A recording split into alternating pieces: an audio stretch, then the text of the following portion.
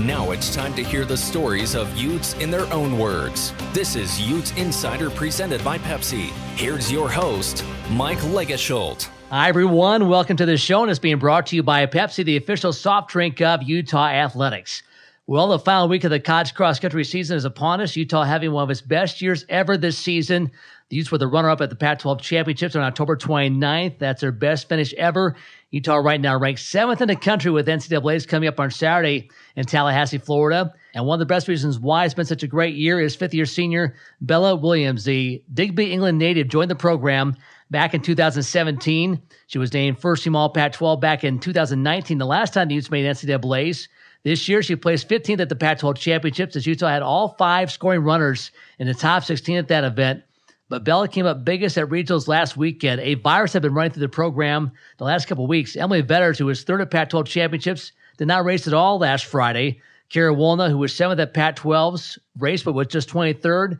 Simone Plord, who was 11th at Pac-12's, raced but also finished lower than she did at that event, coming in 32nd at regionals. But Bella Williams, despite having the virus herself last week, came in 15th to lead the way for Utah. She earned all region honors, and the Utes, as a result, because of her efforts and the efforts of her teammates, placed 5th. That's good enough to make them qualifiers for the NCAA Championships. So it's been a great season for Bella Williams, and the Utes will talk about this year as well as her entire career. Bella Williams, senior cross-country runner, when we come back on Utes Insider. To hear more episodes of this show and other Utah athletics podcasts, search for them on iTunes, Spotify, and YouTube.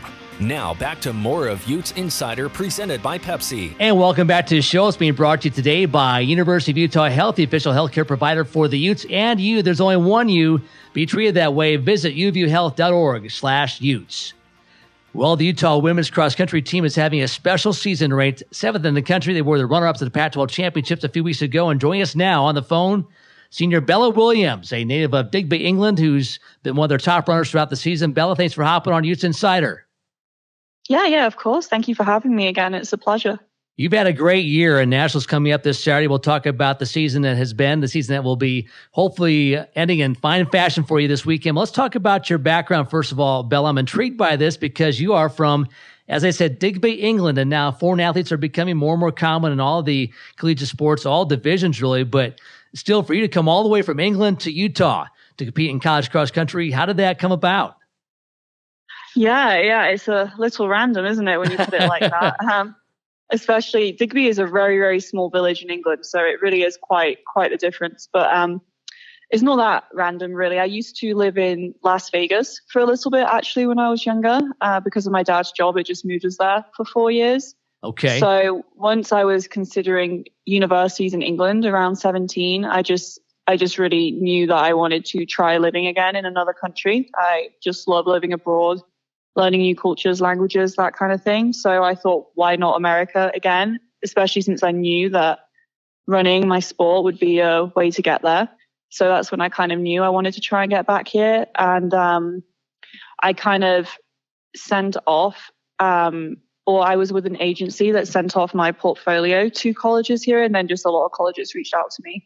And Utah was one of the top ones for me once I heard from Coach Cap.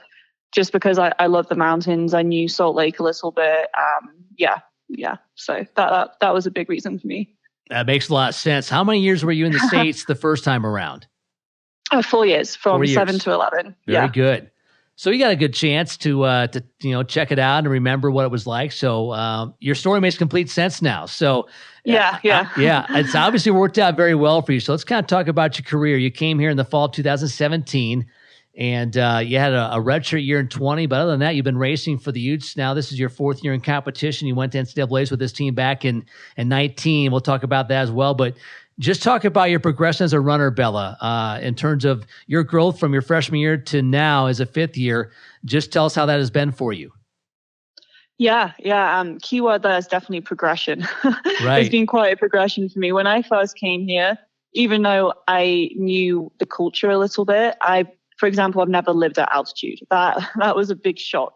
Being a runner, that makes a massive difference. And that really affected me. It took me a long time to adjust to that. Some people, it takes a week. Some people, like me, it takes a long time. I don't know why, but there you go.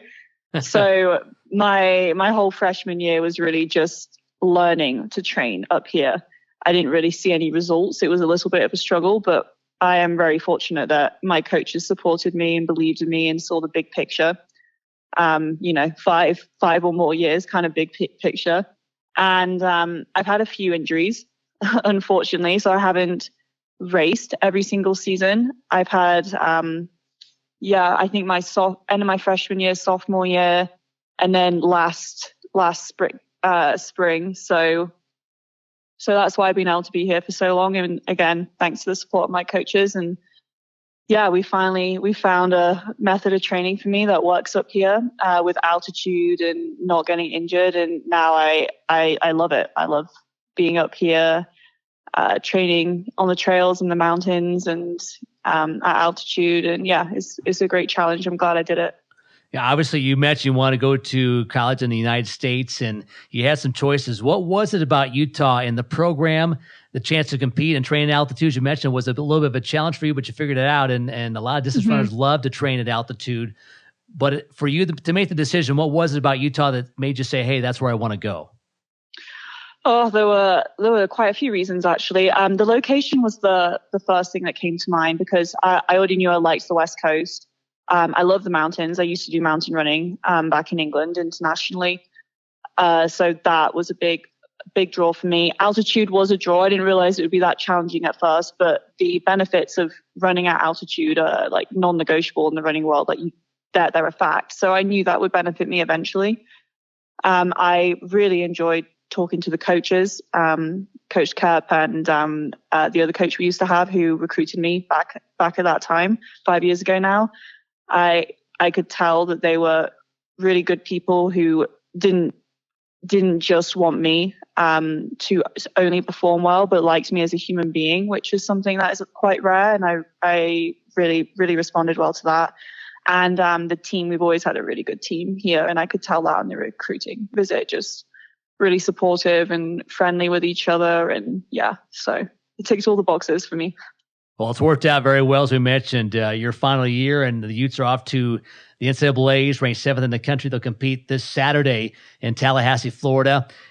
To watch this Utah team, and the program has grown a lot in the time you've been here, but really going back to about the last 10 years or so, it's been a huge growth spur for this program. But to host Pac-12s and finish second in that meet to Colorado, it was a stat field, but to be in your home city, and to host the event and to finish second the way your team did, Bella, what did that mean to you to finish that well at Pac-12 Championships? Oh, that was amazing. I don't know if when I came here as a freshman, if I would have believed that was in my future, shall we say. And it was amazing. But this season, that was something we knew could happen from the get-go, something we were really aiming for. We believed we had the talent to even do better than that, but to come runner up is amazing. Every single one of us ran so hard on that day and believed in ourselves to make that possible, because obviously it takes a lot of people to get there. It's not just me or a few of us, it's the whole roster. In fact, everyone was there supporting in the weeks leading up to that. And yeah, it was amazing. I won't get another opportunity like that again, will I, being a senior, but I'm really glad I had it. The team did so well as a group, and that's how it works in meets like that. You have to have everyone tight together. Utah had all 5 scoring racers finish 3 through 16 for a score of 67 points, and Colorado, I think, had all 5 in the top 12, and they were very impressive. But you guys are right there with them. To have all 5 runners that tight and to have Emily Venters finish 3rd, the best finish ever for Utah at the Pac-12 Championships, just incredible performance. Just talk about the mentality of the team going to that meet.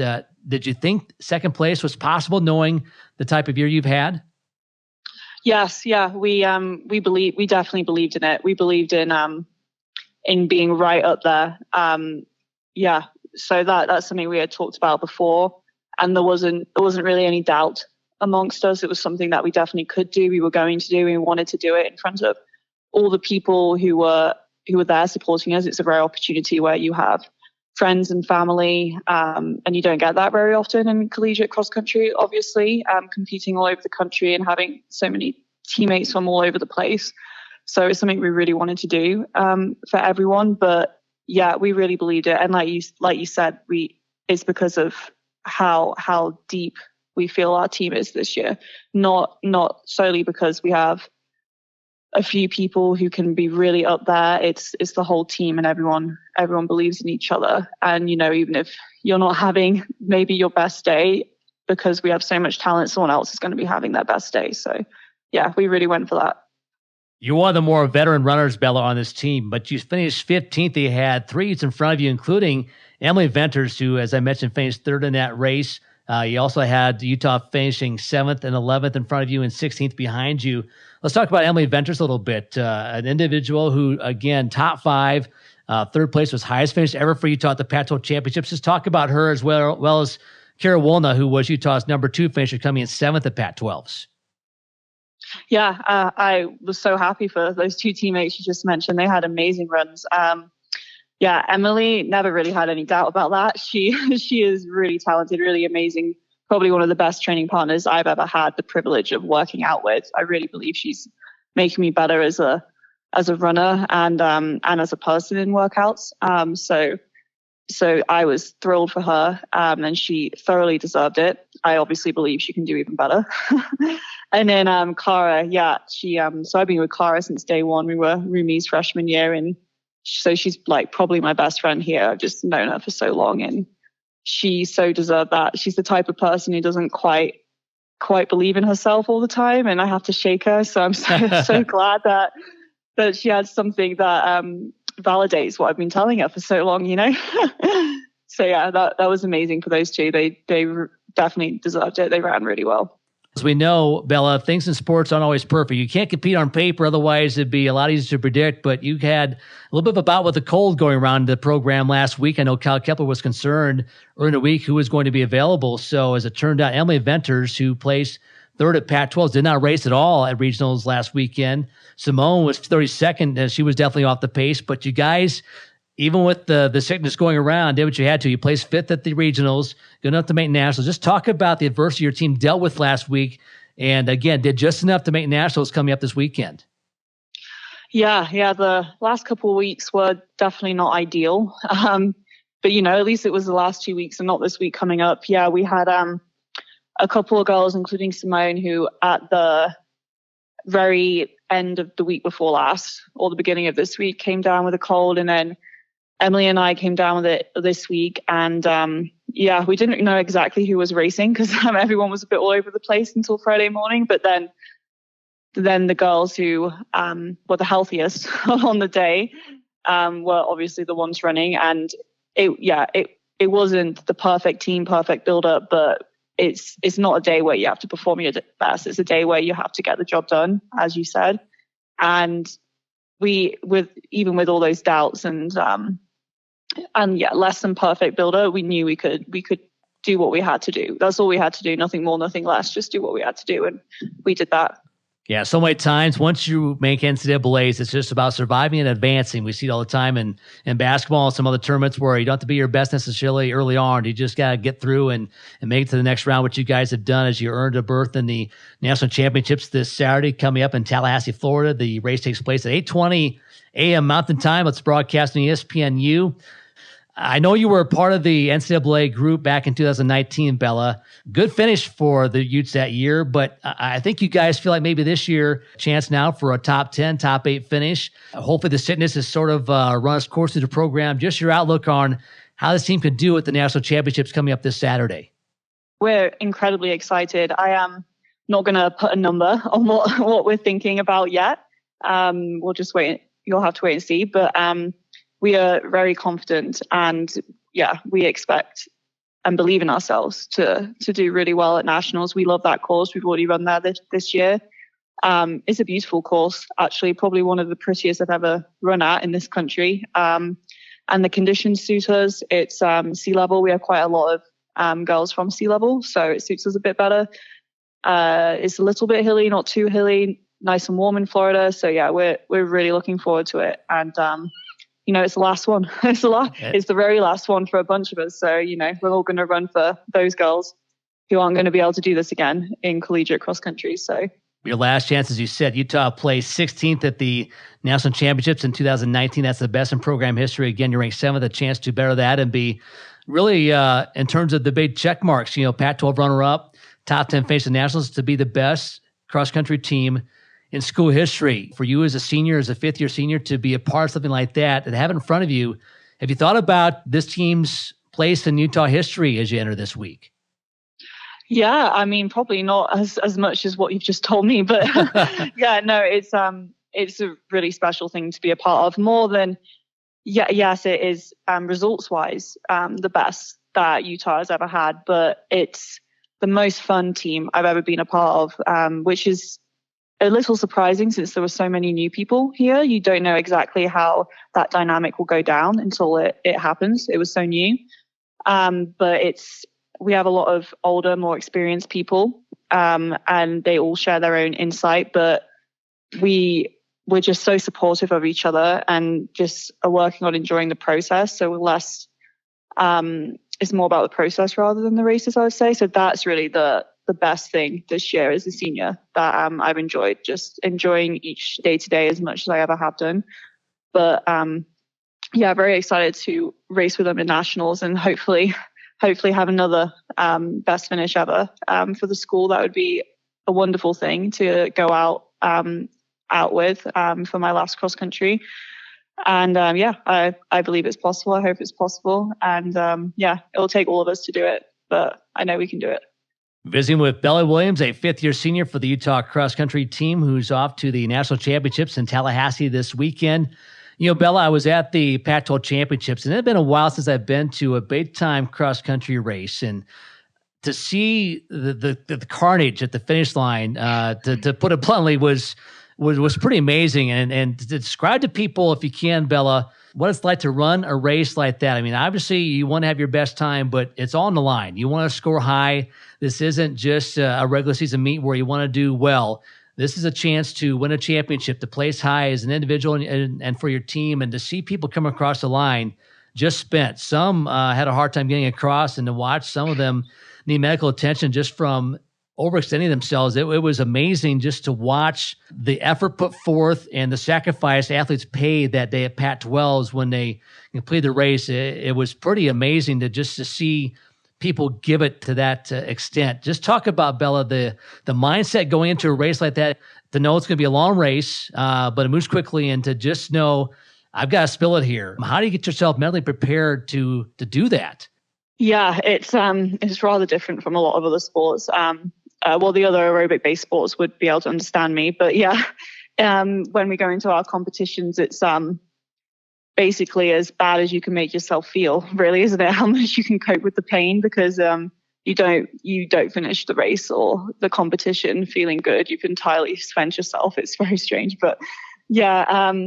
Well, the big cross country races are crazy. You have up to 300 people in the race, and the start is insane because it's just a stampede of people starting the course as you're trying to find your position before you sort yourself out. So that's something that people don't really realize until you witness in person a big cross-country meet start. And then it's about pacing it the best you can so that you don't completely die at the end and go backwards in the race. So the first half is supposed to feel fairly comfortable. Doesn't often, but it's supposed to. And then yeah, it's just about hanging in there and mentally not focusing on how you're feeling, like focusing on the little things that you're passing on the course, and a lot of self-talk telling you that yourself that you're doing fine, you're doing it, there's only 5 more minutes left and then you can stop. But yeah, if you're not on the ground after nationals, the last race where you give absolutely everything, you're not saving yourself for anything else or anything like that, like, have you even run hard enough, right? Like, you're supposed to have given absolutely everything. So most of us will be next to passed out probably after that race. And yeah, strange sport, but that's what happens. Yeah, like I said, it had been a while since I've been to a postseason cross-country race where you just see athletes just spill like they did as I saw at Pac-12s. It was pretty amazing just to see that the effort put forth and how that played out. Kyle Kepler talks about we need to have a race strategy and execute that. And he talks about everyone staying with their group and making sure, hey, your top couple, if that's how it's set up, they stay together. Your middle pack stays together. And then kind of at the end, they pull each other along to finish as you did Pac-12s to have all 5 in the top 16. Just talk about race strategy and how you help each other throughout the race or a race of that magnitude. Yeah, so it's often it's just mentally, I can't really explain why, but it's mentally easier if you're running with a teammate. I think because you do it so often in practice, it's comforting, Right. They can do it, I can do it. We've done it together like a million times before this, every single day, right? So it's comforting if you can find a group of people that you normally train with and you work together. Maybe different people are focusing on being and leading the pace in that small group. It's sometimes hard. It's easier in races like Pac-12. Once you get to nationals, it's harder to find each other because there are so many people at that start. And it's just about getting a position. But if you can do it, it makes a big difference, especially since different people normally feel strongest at different parts of the race. Some people might feel really good until the last K, and then they might if your teammate is there, it's more encouraging to run for them. You can mentally distract yourself if you're running for them rather than for yourself. Other people might feel pretty bad 3 to 4K, so they need help getting through that middle section, where the race still seems to be going on forever. So yeah, it helps other people have a better finish running as a group. Well, again, the National Championships come up this Saturday in Tallahassee, Florida. The race is early in the morning. You can watch on ESPN Ute 8:20 a.m. Mountain Time. Bell, before I let you go, 15th place for you at Pac-12s, 15th at Nationals. You've been to this race before, back in 2019. Any lessons learned from the last time around that might help you be at your best at the National Championships on Saturday? I already feel like I'm going into the race in a lot better position than I did 2 years ago. It was my first nationals in this country 2 years ago, so I have the experience of what that system is like, which always helps. There's nothing surprising. It feels more familiar, I guess, which helps mentally. And I've just learned how to train better for the end of season, I would say, this year. So I already feel a bit more comfortable going into it. And I would say the biggest thing you learn, because you forget. I used to race in really big races in the UK as well, but when you don't do it a lot, you forget how overwhelming almost that start is with so many people, and you are not likely to end up. Everyone wants to be in the same place, right? Everyone wants to not quite be leading, but be near the front, Right. So not everyone can be there. So if you're not there, it's fine. It's a 6K race. It's not a 1K race. That's the sort of thing you learn as you get older. Because it's hard to remember that, even though it should come easily by now, but sometimes it's hard still. Well, Bella, it's been a great year, as I mentioned already. Another top 5 finish at regionals, Pac-12 runner-up, ranked 7th in the country. A chance for this team to be the best in Utah history for cross country. A big week ahead. Bella, we appreciate you hopping on and giving some time on Utes Insider. Yeah, of course. Thank you so much for having me again. All right, that's Bella Williams, 5th-year senior for the Utes in cross country. Back to wrap things up in just a moment. For more on Utah athletics, including up-to-date schedules and ticket information, log on to utahutes.com. Now back to more of Utes Insider presented by Pepsi. Well, what a great year it's already been for the Utah cross-country program. And, it's really been a change in the focus of the program by their head coach, Kyle Kipple, that's led to this success as of late. There was one time where the Utah track and field program and cross-country program had athletes in sprints and middle distance, field events, multi-events, as well as distance. And at one point, Kyle Kepler said, you know what, let's really put more of our focus on distance. Let's be one of the premier distance programs in the country. And that change in focus has really worked out well for them. This is the 4th time since 2015 Utah's qualified for the NCAA cross-country championships. Their best finish ever was in 2019 when they placed 16th. And look at Utah now. They're ranked 7th in the country. If they could place top 10 Saturday to go with a runner-up finish of Pac-12, the best in school history, this would be, without question, the best cross-country team in school history, and we wish them all the best in Nationals coming up on Saturday in Tallahassee, Florida. Thanks again to Bella Williams for dropping by the show, and to Mike Gillen for his technical expertise. I'm Mike Lagerschultz. Thanks for joining us. Until next time, so long, everybody. This has been Utes Insider presented by Pepsi. To hear more episodes of this show and other Utah athletics podcasts, search for them on iTunes, Spotify, and YouTube.